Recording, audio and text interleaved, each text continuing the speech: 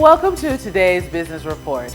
I'm Denise Williams, here to bring you the stories shaping the financial world and guiding your journey to smarter business decisions. Let's dive into the top headlines. Jamaican-based regional telecoms giant Digicel has voluntarily admitted to possible violations of the U.S. Foreign Corrupt Practices Act in relation to activities in Haiti.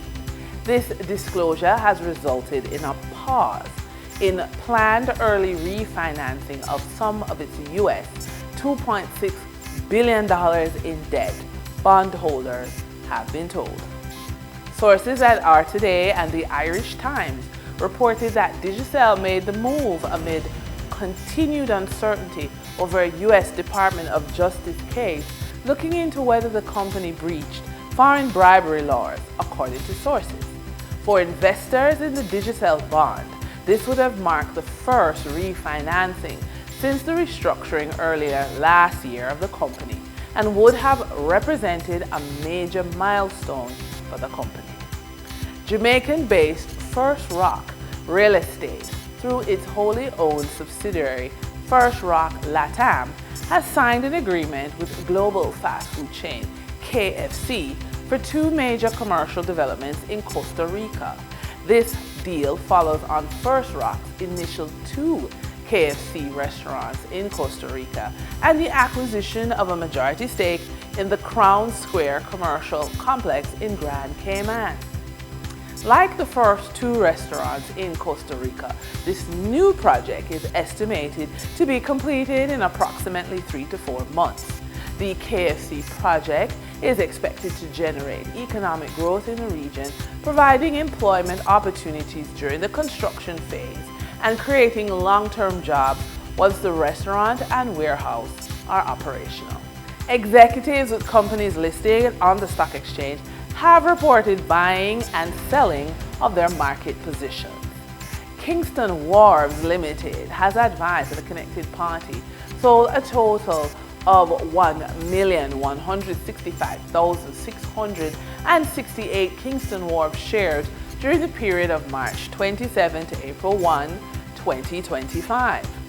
Sagicor Group Jamaica Limited has advised that a connected party purchased 1,229,221 Sagicor shares on March 31, 2025. Jamaican Teas Limited has advised that on February 14, 2025, a connected party sold 200,000 Jamaica Teas shares. Trans-Jamaica Highway Limited has advised that during the period March 27 to March 28, 2025, a director sold 100,000 Trans-Jamaica shares to two directors. A connected party and two senior managers purchased a total of 24,661,569 Trans-Jamaican shares. Supreme Ventures Limited has advised that during the period March 31, 2025 to April 1, 2025, a director purchased 319,424 Supreme Ventures shares. A related entity purchased a total of 2,500,000 Supreme Ventures shares. Then a connected party purchased a total of 1,573,309 Supreme Ventures shares, and a related entity sold 319,424 Supreme Ventures shares. For the trading period ended April 3, 2025, these were the most actively traded stocks.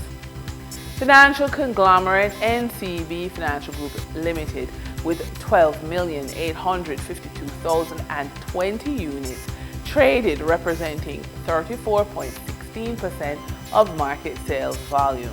Real estate and pharmacy firm Fontana Limited with 8,133,730 units traded, representing 21.62% of market sales volume. Investment house Sagicor Select Funds Limited Financial with 6,471,025 units traded, representing 17.20% of market sales volume. We now shift our focus to the Forex market rate set by the Bank of Jamaica. On April 3, 2025, the Bank of Jamaica reported US $48.43 million purchased and US $56.86 million sold by Forex traders. Forex traders also earned $1.82 per dollar selling the US at $158.61 and buying the US at $156.79. The Canadian dollar netted Forex traders $1.17 per transaction, with selling at $112.77 and buying at $111.60. The British pound yielded Forex traders $5.19 in profits, with selling at $205.85 and buying at $200.66. For our credit report tip of the day, the right financial team at your bank can make a significant difference in your journey to financial stability.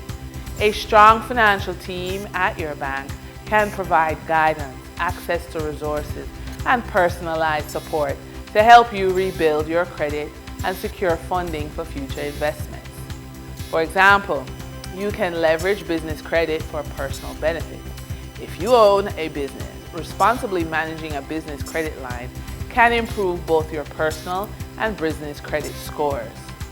Also, regularly updating your banker on your progress can position you for future financial opportunities when your credit improves. For women over the age of 45, your ability to pivot can make the difference in resilience and recovery of your financial life. One powerful strategy: asset swapping. The practice of leveraging what you already own to regain financial momentum. It's about repositioning your resources, whether real estate, stocks, intellectual property, or business assets, to generate new cash flow. 2 ideas for you. Use the cash value of life insurance loans. Borrow against your policy instead of liquidating assets. Or use government and corporate grants. Apply for funding programs designed for women entrepreneurs.